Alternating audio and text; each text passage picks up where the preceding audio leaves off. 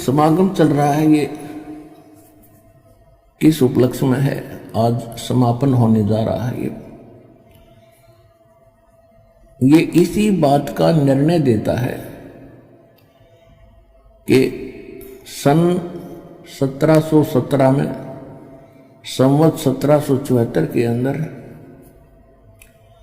आदरणीय गरीबदास साहिब गांव छुडानी जिला झज्जर हरियाणा वाले का जन्म गांव छुडानी में हुआ था। और गरीबदास जी का मूल गांव करौंथा है, जिला रोहतक, जहां पर अपना पहले आश्रम बना हुआ है।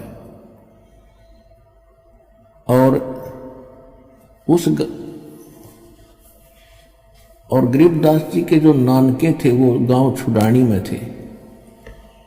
गरीबदास जी के कोई मामा नहीं था, यानी उनकी माता जी के कोई भाई नहीं थे।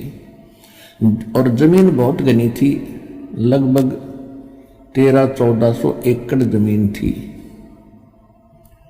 वारिस कोई नहीं था, इसलिए गरीबदास जी के पूज्य पिताजी को वहां पर घर जमाई के रूप में उनके नाना जी ने रखा था। छुडानी के अंदर भी 12 वर्ष के उपरांत गरीबदास जी का जन्म गांव छुडानी में ही हुआ।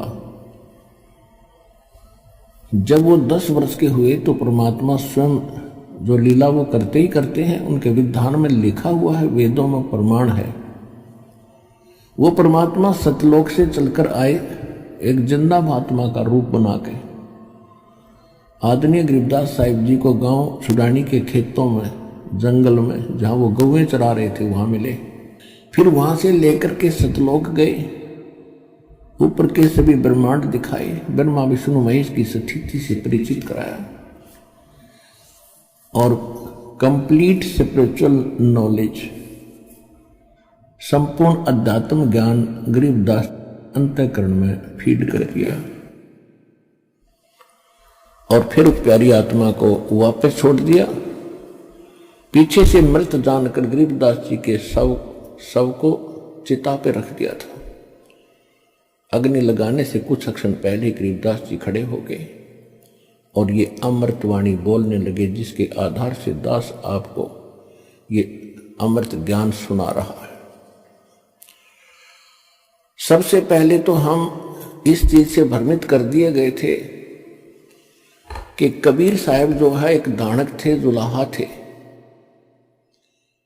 और इनका जन्म किसी विधवा ब्राह्मणी से हुआ और वो शर्म के मारे कहीं डाल गई। तो ये दंत कथा थी, बकवाद थी, लोक वेद था और उन पाखंडी धर्म गुरुओं का एक षड्यंत्र था परमात्मा को गिराने का, हमारी नजरों से दूर करने का। लेकिन कहते हैं चोर चुरावत तूंबड़ी, गड्ढे पानी में वो गड्ढे हुआ ऊपर आवनो सच्चाई छानी। तो गरीबदास जी ने एक निर्णय किया है,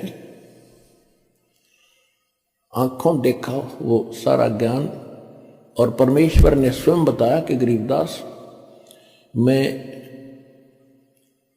वहां काशी शहर में लहर तारा तालाब के ऊपर एक कमल के फूल पर शिशु रूप धारण करके विराजमान हुआ था। वहां से मुझे नीरू निमा नाम के एक जुलाहा दंपत्ति उठा ले गए थे। वो दोनों आत्मा द्वापर के अंदर उस सुदर्शन, सुपथ सुदर्शन के माता पिता थे ना से।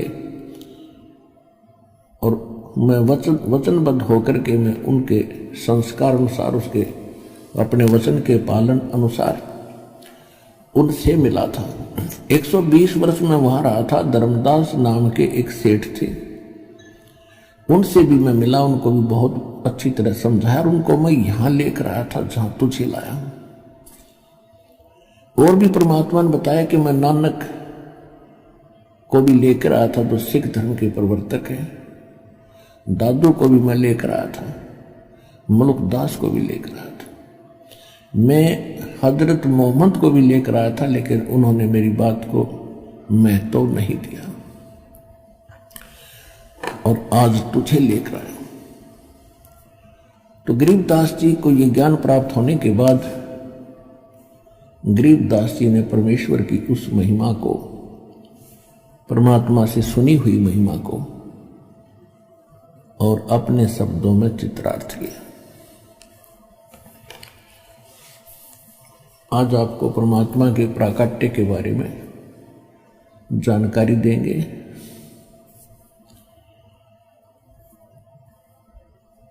परमेश्वर की लीला में लिखा हुआ है कि वो चारों युगों में आते हैं और परमात्मा स्वयं भी बताते हैं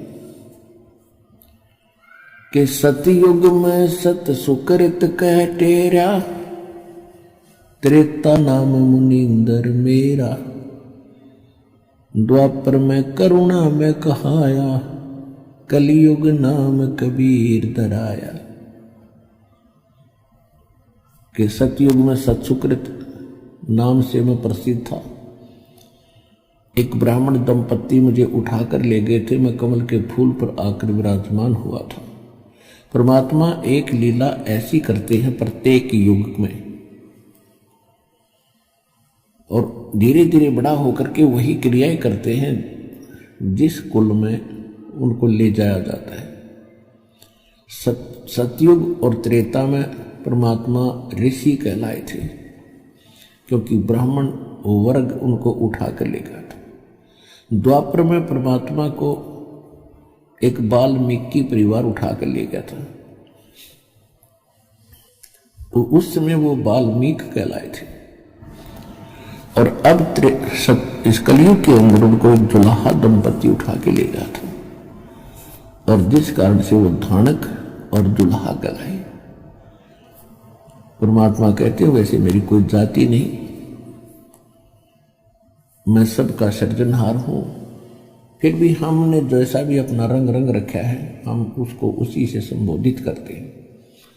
अब लाल चाहे कहीं पर भी रखा हो, लाल तो लाल ही रहेगा। उच्च आत्मा चाहे किसी वर्ण में उत्पन्न होते हैं, उसमें कोई अंतर नहीं आता, और ये तो परम आत्मा है। तो उन जो उद्देश्य लेकर वो आते हैं, फिर अपना वो कार्य शुरू करते हैं। कलयुग के अंदर सन 1398 संवत 1455 ज्येष्ठ सुदी पूर्णमासी को ब्रह्म मुहूर्त के अंदर परमात्मा अपने निध स्थान अमरलोक से, सतलोक से चलकर आए और एक शिशु रूप धारण करके वो वहां से गति करके आए। काशी बनारस शहर के बाहर एक लहर तारा नामक तालाब है, वो आज भी सुरक्षित रखा हुआ है कबीर पंथियों के द्वारा। अब उसकी केवल नाम निशान सा तो है, लेकिन पहले वाला सरोवर नहीं है। चारों तरफ उसमें आबादी भी बन गई है, फिर भी एक अवशेष शेष है।